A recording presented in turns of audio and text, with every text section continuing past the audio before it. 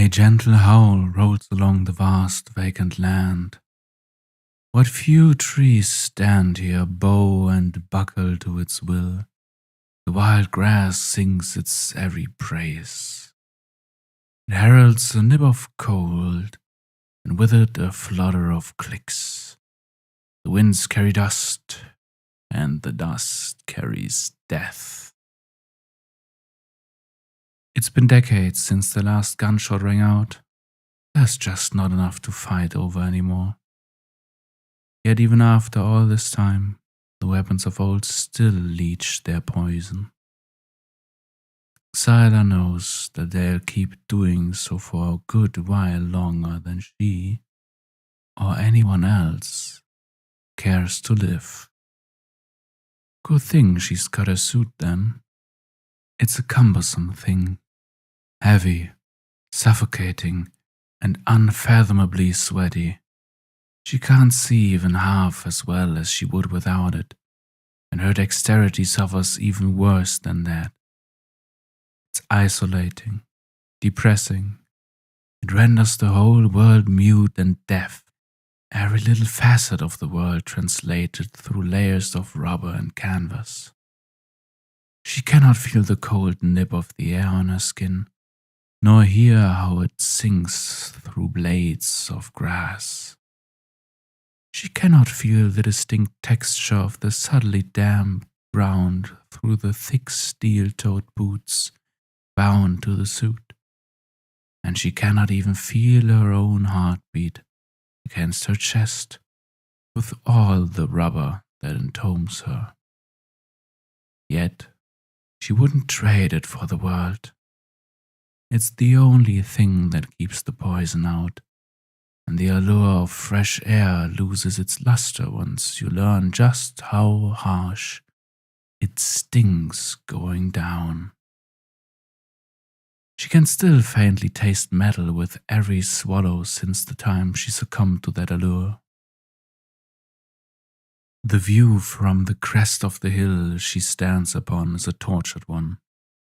An endless rolling landscape of a dull grey grass, swaying to the breath of the howling wind and the clicking of a Geiger counter. A few trees dot the grass, but they are few and far between. They seem to be of a dying ilk, and she swears every time she ventures out here, there's less than there was before. The heavy cloud cover and mild fog that permanently lay dormant on the land help to sap away what beads of color might still remain here. Maybe a time long, long ago, this land would have been a gorgeous sight. Xyla never was around to see that time. It was gone before she was even born. Now there's nothing much at all.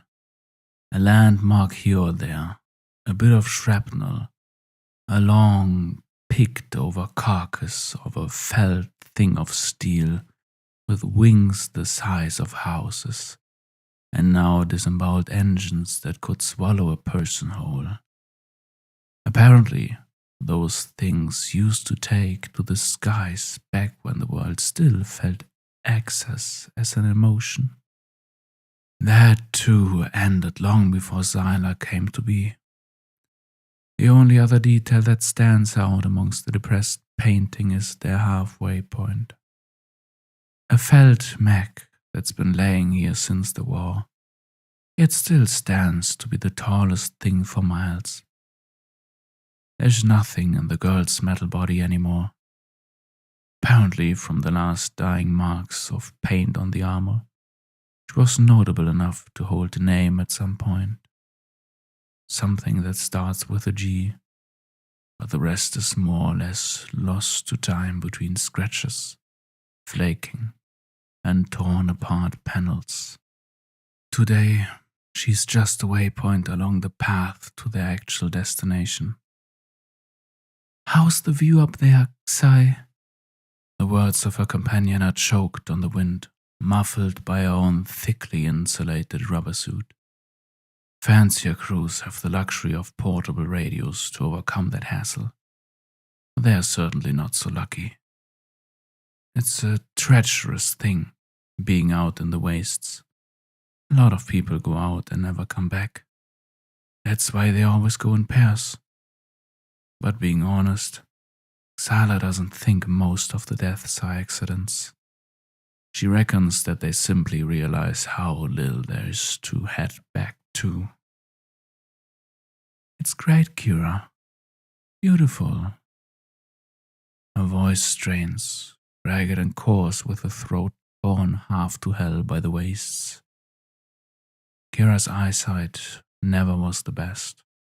She wouldn't be able to see through the lie. You good to keep going then? Kira replies with the exertion of half shouting to overcome the wind and the rubber. Sila decides not to waste her breath on responding, instead wordlessly shambling back down the side of the hill. It's not too steep, but their equipment doesn't exactly make them light on their feet. People back home, people much smarter than her, say that one day they just might be able to go out into the wastes without all the rubber and their air tanks. That it will be safe enough where just a mask and a filter might cut it. She really isn't keen to agree. The people who say those things haven't come this far before.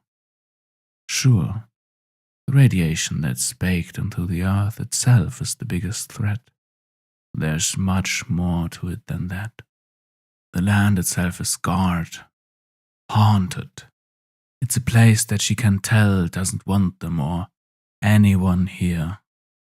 There's things worse than isotopes that one could let into their body. Things that touch fondly upon exposed skin. Things which delight to see the whites in one's eyes. Maybe it's just superstition. God knows there's plenty of that to go around. But anyone who's been out here has plenty good reason to believe in superstition. That, or the radiation has baked their brains. Who's to say? Xylia takes another step forward, and her boot catches on a slick patch of grass. By the time she's realized her mistake, it's too late. The grip is gone, and her leg has already slid out from under her. The heft of the suit and all her gear sends her tumbling forward down the hill. It's a simple mistake, a small one, and one that could kill her. A cracked visor is good enough to be a death sentence out here. For just a moment, she's in free fall. For just a moment, nothing she can do matters.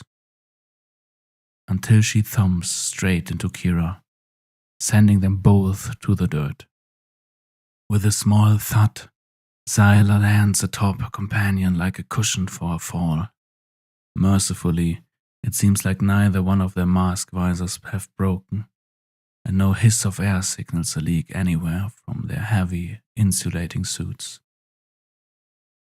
Kira lets out a faint chuckle in the face of the near disaster. Gonna lay on me all day, love? Xyla's heart stops in her chest for just a click of the Geiger counter. She tries to bark up a witty response, but a useless string of stammering is all that falls from her mouth. Kira's faint chuckling erupting into a hearty laughter in response.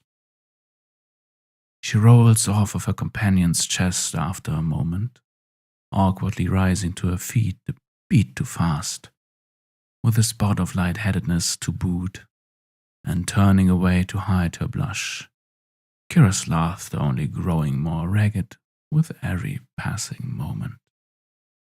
She does sound cute when she's so giddy. Kira's joy has a sort of enchantment to it. Even out here, the little cacophony of laughter is enough to brighten the wastes a good bit. Almost as if the sun finally peeked out behind the clouds for once. Eventually, though, her laughter slows descending and corrupting into a subtle, pained cough that hangs in the air uncomfortably long and need not be acknowledged by either of them. They should get going. By her estimate, they're already behind on time. But overstaying your welcome out here is one hell of a risk. With feet aching and bodies strained, they finally come upon the landmark mech. The slab of discarded metal had been towering in their sight for hours by now, constantly feeling as if she was within arm's reach and yet impossible all the same. The scale does something to mess with your senses, and no matter how many times Xyla is thread this exact same way, she never gets used to it.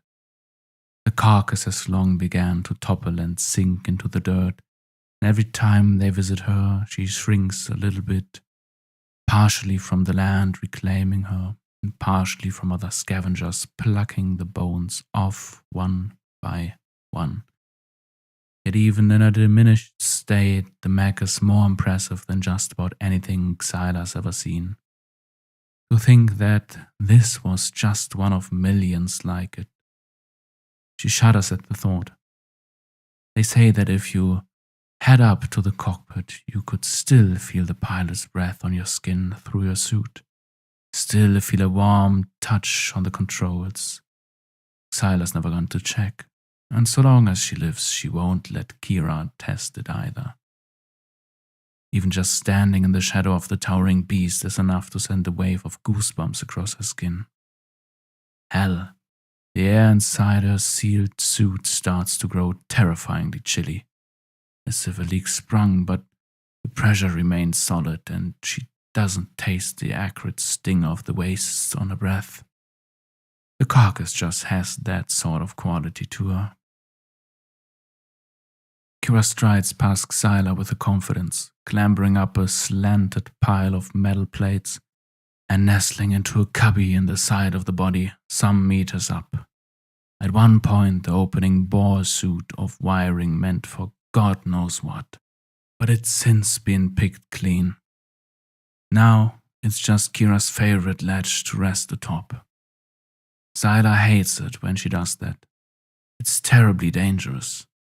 The ledge itself rippled with sharp edges and little burrs of steel, not to mention the danger if she took a fall to the ground below. But every time she goes atop there, Kira lets out one of those little laughs again, probably because she knows Xyla hates her taking that risk. No matter how the suit's insulation and padding tries to choke Kira's laughter, it always manages to find its way through. It carries more energy to it than the radiation, and certainly more warmth than the biting, poison-laden wind. The laugh is more than enough reason to let her do it every time. Come on, join me, Xyla. She doesn't quite understand how Kira always manages to be so insanely happy with everything. Her eyes sparkle like the ever-present static of a camera. Her face glows like the evening Cherenkov, even through the heavy glass of the mask's visor.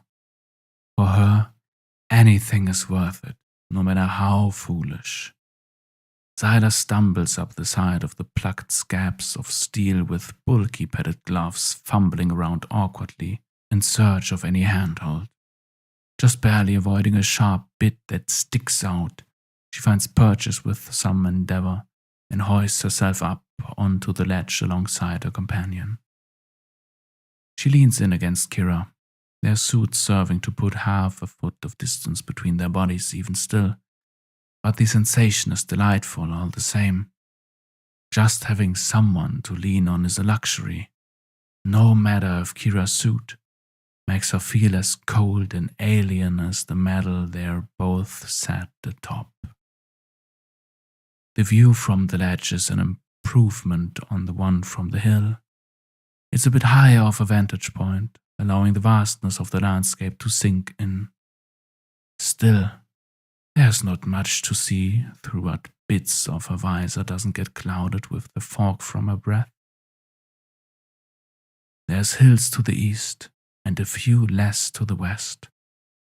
To the north, the land splits into what might just pass for a valley, but only barely. Grass blankets it all. Even the trees don't want much to do with this place. The only things that stand taller than them are the distant carcasses of smaller mechs, just barely peeking behind the far-away easterly hills, smokestacks. Their destination. How's it look from here? She doesn't know if it's a blessing or a curse that Kira can hardly see it anymore. Gorgeous, she lies again. Not as much as yours, surely. The cheesy line brings a tear to her eye, even with how many times Kira's repeated it in the past. Zyla doesn't have much to say but to lean in closer. They could stay here an eternity. Maybe they will, one day. Not today, though. Today they have a job, and sunlight is starting to fade. At this rate, they might have to stay overnight in the city. It's a dangerous prospect, but only slightly less so than traveling in the dark. Zyla's chest heaves and struggles under the weight of all her gear, her lungs burning through the canned air like a raging fire. Every last step up the hill feels like it grows steeper, even though by now it should be leveling out. Kira hangs behind in tow. The lack of coughing means that she's probably handling it much better, despite everything. Just barely through her peripherals, Zyla catches a glimpse of the smokestack, which means, with one more monumental heave, she crests the top and swiftly collapses to her knee pads. The sight of the city wears down in its grandeur every time she goes this way, and she swears the hill feels taller in every attempt. It certainly pains her now worse than it did last month. Every bit of energy left in her is spent trying to avoid falling into a coughing fit of her own. Less out of an interest to actually stave off the pain it brings her, but more from knowing how badly it stresses Kira out. The poor girl can't help but see her own illness in everyone else. But Zyla's fine. She's healthy as anyone these days. Has to be. For her. Before them lay the ruins of a city whose name is lost to time. Most of the tall buildings were leveled by bombs, smashed apart by artillery, or simply collapsed under the weight of decay and humanity's hubris. Few things still stand which rise taller than the surrounding hills. The one exception being the factory smokestacks. They're a gruesome thing, a set of 3 obelisks piercing into the sky, rising from a wasteland of concrete and glimmering against the brilliant blue glow of Chernikov radiation, dwarfing the oranges of the setting sun. There was a 4th tower a few months ago, but apparently it came crashing down when another crew of scavengers disturbed the wrong patch of rubble. Not all of them were lucky enough to make it home. Aside from the factory, the rest of the city is a dull ordeal. Concrete upon concrete upon concrete, a shade of grey for every letter of the alphabet, with a few more just for good measure. Some of the buildings still have flakes of paint left on them, but the color is all but faded to nothing by now. Even the roads have started to give up the ghost, buckling and splitting with a rash of cracks that blisters the ugly asphalt into even more gruesome patches and holes. The main thing that sticks out, however, is the sheer vacancy of it all. The vehicles have been gone for ages, most probably fled when the war came here, given there's a pile-up on the highway that heads south. Nobody can go out that way, though. Too hot. As for the ones that stayed behind, the functional and hopeful cars were looted in the early days. The ones that had less potential were picked apart for pieces to fix the ones that got brought home, leaving only distended corpses and husks of metal frames dotted about the town. But then the gas ran dry, and now there's not even a use for all that effort. Some of the parts got repurposed for other machines back home, but most of it's just junk now, scrap metal at best. Then there's the houses and apartments. They're a sorry sight, looted in the first days, then gone over with comb and brush for years after. Nothing left in them but ghosts anymore. Zyla always makes sure to steer clear of them, and Kira especially feels unease the few times they've had to pass through the residential area. "You good to keep going?" she asks, Zyla jumping just a little from startle. Yeah, she's spent enough time staring at the corpse to the point where her lungs only burn enough to hurt instead of being in agony now. It's time to go.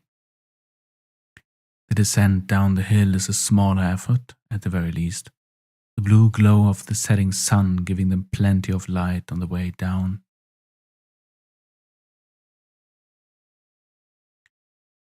By the time they find themselves down below in the city, the sun has begun to slip beneath the hilltops, leaving the only light in the evening the dying glow of the Chernikov. It's not quite dark out, but the glow is fading fast. Zyla fumbles around with her oversized mittens for gloves and clicks on the headlamp attached to her visor for scrambling up the aching foundation and onto the outskirts of the factory. They'll definitely have to sleep here tonight.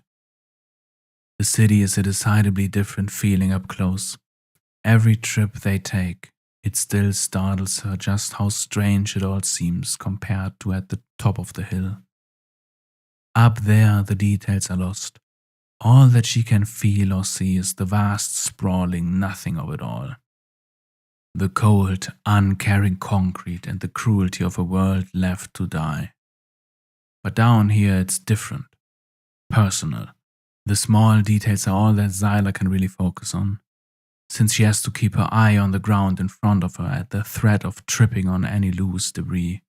It makes the travel slow and the world feels so uncomfortably claustrophobic and small, every little crack in the pavement or dying message taking up her whole world. The messages are faint at first, but once you know what to look for, you start to realize just how many are left almost everywhere in the city. Dying scratches of paint on the walls, or the rarer paper note taped to a support, messages for unknown recipients who may or may not have found them. Some are old to the point of being ancient, probably left in the initial days of the war, but others are new. There's one left in a hallway that still drips, the vibrant red paint agonizingly fresh. "Ralph, air was low. Left for home during night watch. Sorry. We'll meet in..." The rest of the memo is interrupted by the fact that the wall it was written upon seems to have collapsed since then. She wonders if that happened before or after Ralph got to read it. Whoever that is. Her Geiger counter yelps as she runs her hand along the message. Whatever paint was used to leave it must have been an old can from the city then. Nothing they make back home would be that hot. She's hardly taken much notice of it, but the counter has been steadily climbing ever since they descended down the hill. It's already elevated and angry in the city, but it feels worse today than usual. "Think we might be onto something hot?"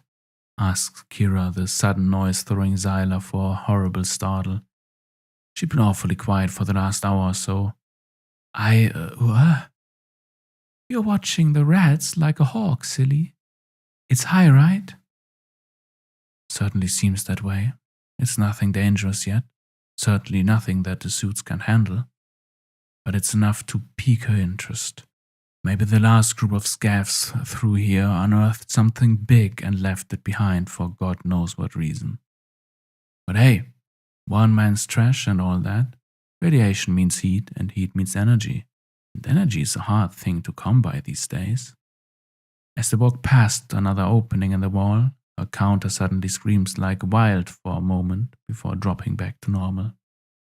Zyla reverses her step back to the doorway, and sure enough, the counter starts rattling off like crazy. "Wait here," she says curtly to Kira. The girls should be reducing her exposure as much as they can manage. The suit protects them to a degree, but with labored breath, Zyla stumbles into the room, awkwardly tiptoeing around broken glass and piles of crumpled concrete. A toppled over bit of wooden shelving blocks her way. But the good thing about organic obstacles is they tend not to hold up to time all that well. She gives it a hefty kick, and the rotted planks crumble halfway to dust. The Geiger counter did not like that, either from the path being cleared or the dust kicked into the air by the disturbance. It spikes like mad. The needle starts bouncing off the high end, with the clicks nearly turning into a steady tone. She needs to move fast now.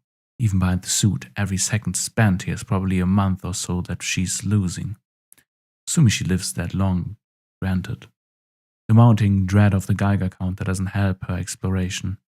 You have to move calmly and with a steady breath when wearing all this hefty gear, but she's anything but. Her motions start to become erratic, her shaky breathing the opposite of an efficient use of her air supply. The nausea she's feeling, is it an early symptom of rat sickness or just her anxiety acting up? Zyla doesn't have time to think on it much. She tries to shove the horrible sickness within her gut back down through willpower alone and keeps trudging forward. The room that the terrified Geiger counter leads her into, or more accurately, wants her to stay away from, is pitch black. No windows, not even ones that stem from the collapse of any of the walls. All she has left is the light on her chest. A light that starts to flicker and act up the closer she gets to the source. Christ, this thing's hot. She's never found anything like this before, and honestly, she doesn't even know how well their hotbox will contain it. But they have to try, right? Hell, a find this good could make sure Kira doesn't have to go out again for a while. That's well worth it. A light swings around, and a silhouette appears against the wall. Just a ghost, right? She drudges forward and, oh God, looks like she found Ralph. He's slumped down against the wall, a backpack on the ground next to him that hangs open suspiciously. Just from the slight movement she takes towards it, the shrill shriek of her counter indicates that she found their source. She reaches into her own bag and blindly fumbles around for a second.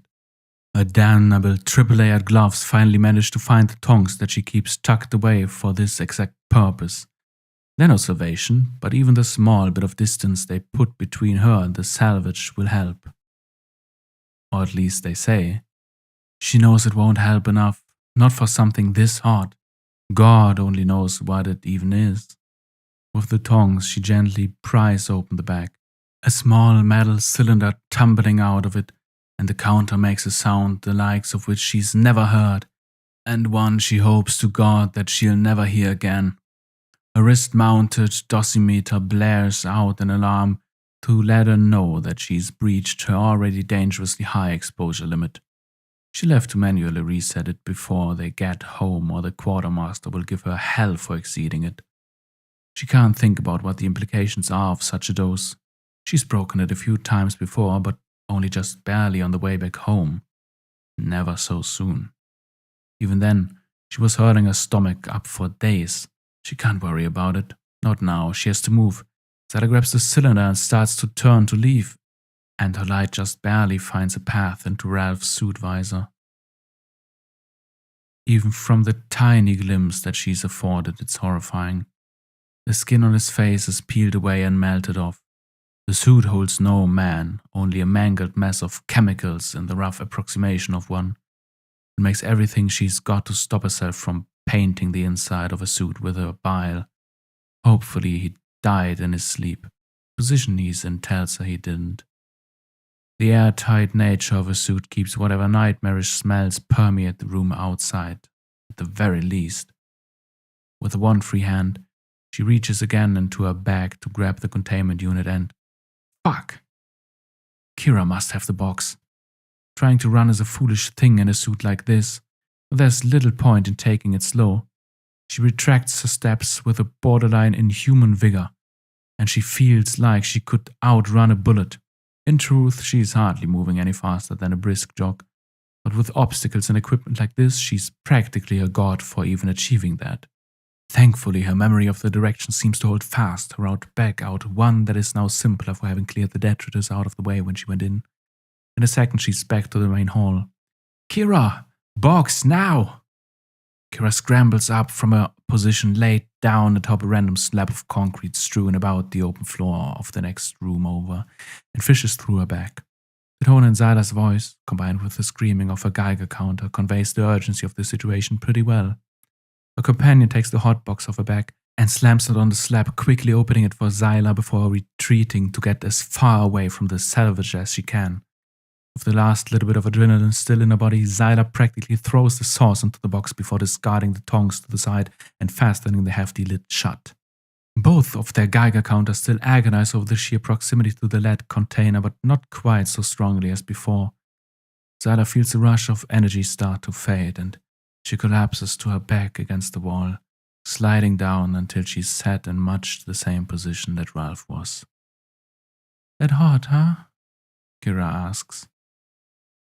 She opens her mouth to respond, but her body has other plans and only allows her to gulp and suck at the canned air of her suit as if it were ambrosia. With the box sealed, Kira returns back to the slab that she was previously sat atop, her legs just barely not reaching the ground, swinging in the air with that carefree attitude she always holds. You know, it's kind of beautiful, isn't it? Zyla hasn't an idea what she's on about, and frankly she doesn't have the ability to care right now. Her mask chokes and gags her every breath, her skin already starting to go flush and sweaty. Exertion or the radiation?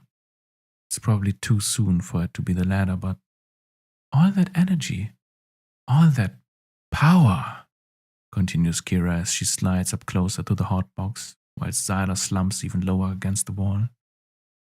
Her head is pounding, and for all her headache and burgeoning sickness, she can hardly even look at Kira. It's as if the girl is a ghost smeared against the concrete, a thing that she can practically see straight through. It reminds her of the apartments. And it doesn't even care. It's indifferent. Could power her home. Could wipe us out. Could give us a slow, agonizing death.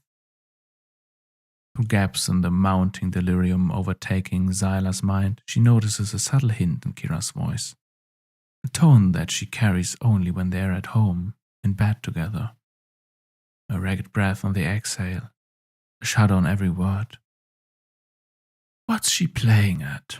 Kira's gloved hand runs along the box, slowly, tenderly caressing the steel the way she's done to Zyla's face countless times.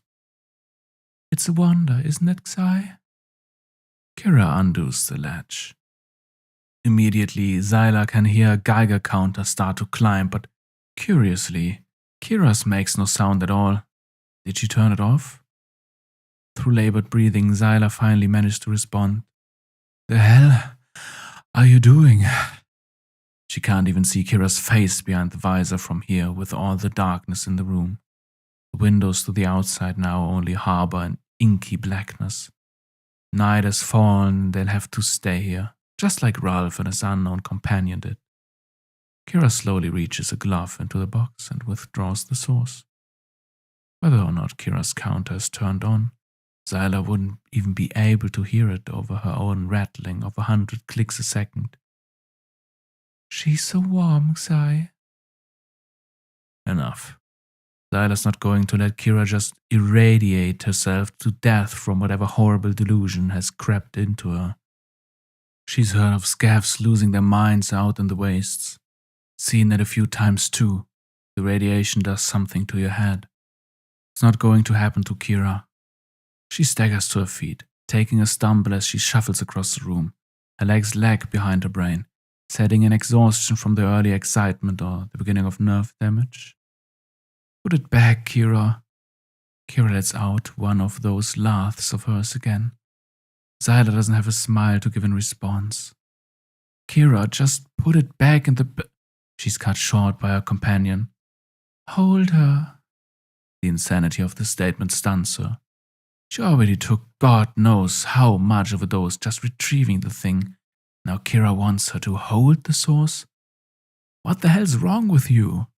Kira lets out another of her laughs.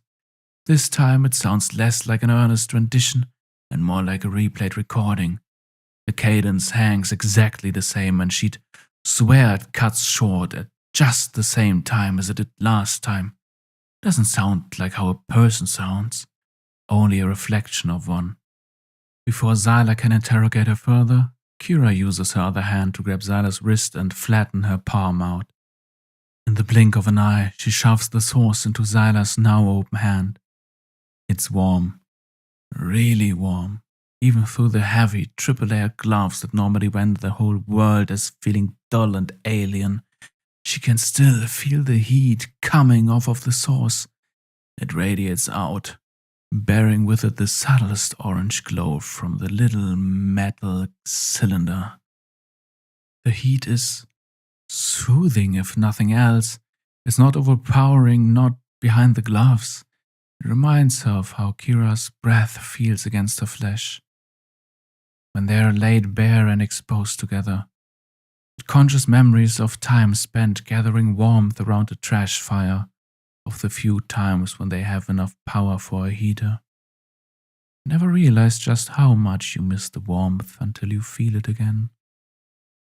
For the moment of holding the metal, she feels content, happy. She could shut her eyes and just curl around this little cylinder forever, basking in its radiance. Until the shrill scream of terror from a Geiger counter finally pulls her back into reality. Reflexes take over before thought, and her hand reflexively opens to drop the cylinder, but Kira grabs it before it goes crashing to the ground. Zyla staggers back, that nausea in her gut returning with a fury as she stares at her gloved hand. How long did she get lost in that warmth? She's wonderful, isn't she, dear? Kira's words are finally enough to slowly pull her vision back up, away from staring into the black void of the still warm rubber around her hand. The sight that meets her is more horrifying than Ralph's half-liquefied body. Kira stands before her, hand outstretched, holding the glowing source. Half naked. She's not wearing a suit. The top half hangs around her waist, the sleeves tied off the way that Zyla likes to wear her jacket back at home. She's exposed. Her scarred and marked skin laid bare to the elements, to the rats. The scorching terror of the Geiger counter tells Zyla that it's already too late for her. But it can't be. She can't lose her. Not like this. This doesn't make any sense. Kira, what are you? She doesn't give an answer. Zyla's companion instead only tackles her to the slab of concrete, throwing them into a passionate kiss. It's only as their lips meet that Zyla realized she must have taken her mask off during the haze of holding the source, which means she's been exposed too. All the details of reality that she was suppressing start to crash into her. The cold nip of the evening air on a bare face, the now scorching warmth of the source pressed between them, starving the cold away. The headache that feels like her head is being split in two, the sticky stench of death and decay that lingers in the air, combated only by Kira's ethereal smell of love. Zyla tries to protest for a moment, to give a bit of resistance to her lover, but the futility of it all comes into view. What's done is done. They're exposed now. It's too late. She may as well enjoy the moment. Her lips part. Kira's tongue forces its way inside her sickly mouth as bile already starts to bubble up inside her throat. Their hands run along their sweat-drenched bodies as Kira shoves her hands in through an open zipper in Zyla's suit. The rubber of her still mostly donned suit grinds and squeaks against Kira's exposed skin, insulating and isolating yet sensual all the same. Zara squirms a little bit, jamming the tongue of her boot into Kira's cunt in the way that she knows she likes it. A breathy, ragged moan interrupts the kiss as their faces part. The two of them start to undress, hands greedily pulling each other's suits down even further, the ocean of sweat trapped underneath the rubber giving them some difficulty in prying the sticky material off of their flesh. Zyla stuffs her hands into Kira's underwear, and Kira does the same to hers. With a spot of groping or fondling, they pull them clear and expose their cunts to each other, a reaction reciprocated, her lover a perfect mirror of herself and their shared understanding. The heat sinks into her chest, and she could swear she smells the faint charring of flesh, but no pain. Come to think of it, the sensation of Kira's touch upon her body is being dulled too. Nerve damage has already set in, it seems. They toss and throw each other around on the dust-ridden slab, knocking their gear and bags all over the dirty factory floor, but the source never leaves them. Kira makes sure of that, even as they lose themselves in the throes of lust, grinding pussy to pussy and taking turns suckling on the other's breast. It's the best thing in the world. As far as Zyla is concerned, their love is the only thing in the world. Out there is a miserable, cold death. Out there is a cruel thing of reality. Out there's the crushing end of it all. But here, there's the warmth, the love, the pleasure. Here she can drown those sorrows and the lust of her lover, no matter the consequences. The radiation is a wondrous thing, really. She doesn't know how it works. She never cared to learn. She knew she had to fear it, knew she had to respect it, and that was enough. A silent aura of death that has stained the entire earth. A thing of agony, a thing of potential, a mark of humanity's failures, of their progress. A thing that goes far beyond even that. A thing which will be here long after they're all gone.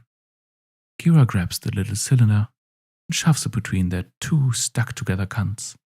They grind, rub, and slide all over the source, using it almost like a shared dildo. Screams tear through the dead city, a shot of life injected into a graveyard of concrete. Pleasure, lust, and the terror of the Geiger counter. After some time, the data gives up, the machine simply losing the ability to function under the weight of the radiation, leaving the sounds of flesh and of lust as the only noise in the whole world. Even as horrible redness starts to set into her skin, even as she has to turn away from Kira to expel the contents of her stomach onto the factory floor every now and again, even as a tremor starts to take control of her entire body, causing her to shake and shudder in a chaotic, horrible motion, Kira continues to love her through it all. She's perfect that way. Kira would never leave her, never blame her. She's perfect. She loves Kira, and Kira loves her. She doesn't know how long they go for. Hours, probably. Or maybe she just can't keep track of time anymore. An orgasm corrupted through the sickness of the rats rips through her once, then twice, and by the third time she can hardly recognize how it feels to climax anymore. The world itself becomes a blur. A haze of colors starting to bleed into a dull gray, interspersed with flickers of visual snow. Her breath draws short, her head burning with fever. Zyla succumbs to unconsciousness in her lover's arms. A glimmer of sunlight draws across Zyla's eyes sometimes later. Her eyes flicker open, and morning has reached them. She feels remarkably well, given everything that happened last night. She must have gone past the point of disease and radioactive rot to now not being able to feel much of anything at all. She's a ghost, beyond pain, beyond nausea. She knows what that means for her prospect of survival, probably a few hours left at most. Her eyes scan the factory room as her lungs greedily suck in the tainted air. It tastes fresh, devoid of the gross stench of the recycled air they keep in their tanks. It's not drenched in sweat, nor in rubber or steel, it's just air. It's a delight, even if it burns and tastes of poison. Sound startles her for a moment. She doesn't recognize the high-pitched fluttering at first, then a flap of wings draws her vision to the nearby window. A small little bird stood atop the ledge. She gives the bird a wave, and it looks back at her for a second. An awkward tilt of the head, the only reply. Then the bird takes off again, leaving her alone with herself and Kira. Zyla's eyes wander back down to the slab where her lover would have laid last night alongside her, and there's nothing there. No backpack, no suit. All that's left is the open box, still in the same spot where they left it last night. What seems to be the sauce discarded in the corner. She can still faintly feel the warmth oozing from the metal that will have killed her in a few hours' time. Kira? There's no response from the vacant city. She tries to rise to her feet, but her body won't listen. Like her legs have been decoupled from her brain. She can't even make them twitch like the tremors do. Kira! She screams with all the air in her lungs. Nothing but the flutter of spooked birds. There's no note on the slab, no paint slattered on the wall, no tracks of dusty boot prints leaving the room. It's as if Kira simply never existed. Kira! Her attempts at calling her lover's name grow duller, the lungs starting to ache. A cough overtakes her, the very same cough she tried to suppress for Kira's sake. The same kind of ugly cough that Kira got with her diagnosis a few years back. The kind you don't recover from. The kind she can't have because she needs to be here for Kira. Her vision grows dull around the edges as the hacking and ragged wheezing of her lungs makes it hard to breathe. She slumps back against the concrete slab, in the same spot where she swore she was being held just hours prior. There's no arms around her this time. The concrete is cold, uncomfortable, dull. There's no place to die, but she can't even move from it. Kira, please. She knows there won't be any response. Her head slumps to the side, eyes landing lazily on that little cylinder in the corner. You can just barely see the orange glow from here, even amongst the bright, cheery sun outside. So beautiful, Kira. She'll be there to tell her soon.